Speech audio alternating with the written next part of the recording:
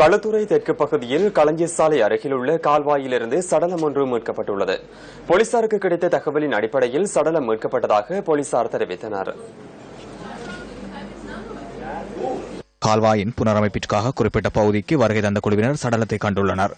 களுத்துறை பகுதியைச் சேர்ந்த 57 வயதான ஒருவரின் சடலமே இதுவென அடையாளம் காணப்பட்டுள்ளது. ஏனைய பரிசோதனைகளுக்காக சடலம் நாகுட வைத்தியசாலையில் வைக்கப்பட்டுள்ளது. மாபாலகம மாலப்புற பகுதியில் கோடாரியால் தாக்கப்பட்டு பெண் ஒருவர் கொலை செய்யப்பட்டுள்ளார். மாலப்புற பகுதியைச் சேர்ந்த 54 வயதான திருமணமான பெண் ஒருவரை இவ்வாறு கொலை செய்யப்பட்டுள்ளார். சம்பவத்துடன் தொடர்புடைய உயிரிழந்த பெண்ணின் உறவினர் போலீசாரால் கைது செய்யப்பட்டுள்ளார். நாகோட போலீசார் சம்பவம் தொடர்பிலான விசாரணைகளை முன்னெடுத்துள்ளனர். ராஜங்கனி பகுதியில் இருவரிடையே ஏற்பட்ட மோதலில் ஒருவர் உயிரிழந்துள்ளார்.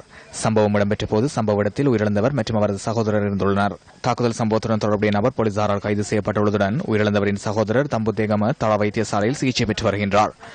ராஜாங்கன நவசிரிகம பகுதியைச் சேர்ந்த 26 வயதான ஒருவரே சம்பவத்தில் உயிரிழந்துள்ளார்.